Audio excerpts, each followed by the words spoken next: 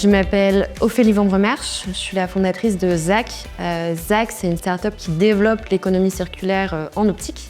Très concrètement, on a un petit peu vu comme le back market des lunettes.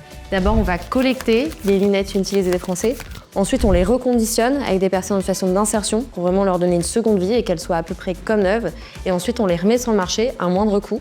On est environ 60% moins cher qu'un produit neuf, que ce soit pour nos clients finaux, comme ici en boutique ZAC, ou alors pour nos opticiens qui nous distribuent aussi, ils sont déjà plus de 500 en France. Très concrètement, comment j'ai eu l'idée? À la fin d'un cours de philosophie, j'ai regardé mes anciennes lunettes et je me suis dit qu'est-ce qu'on fait de nos anciennes lunettes? Je suis rentrée chez moi et en fait on était 4 myopes à la maison, donc on avait un tiroir déjà de au moins 15-20 montures et je me suis dit ce serait top d'en faire quelque chose. J'ai décidé d'appeler ma boîte ZAC parce qu'en fait j'ai grandi malheureusement avec une maman qui était malade et je l'ai perdue la semaine de mon bac. Et j'avais envie de lui rendre honneur avec le nom ZAC, qui était son nom d'artiste. Quand elle était à l'hôpital, elle faisait des petits livres et des petits tableaux pour expliquer aux enfants ce qu'était le cancer. Et elle signait ZAC et c'est pour ça que j'ai envie de reprendre son nom d'artiste.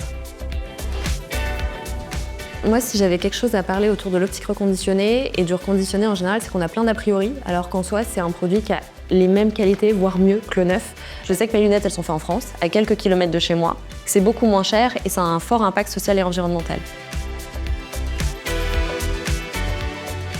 C'est pas facile d'avoir des boutiques, ça coûte très cher, que ce soit les loyers, les salariés autres. Donc en fait, j'ai un petit peu changé mon fusil d'épaule. Maintenant, je développe plus en B2B, où je vends des montures reconditionnées à des opticiens. Mon but, c'est de rester avec une équipe ultra flexible et petite qui peut accompagner d'autres personnes et de créer beaucoup plus d'emplois pour des personnes en insertion. Je pense que j'ai développé plein de compétences grâce à l'entrepreneuriat et du coup indirectement grâce à Pépites.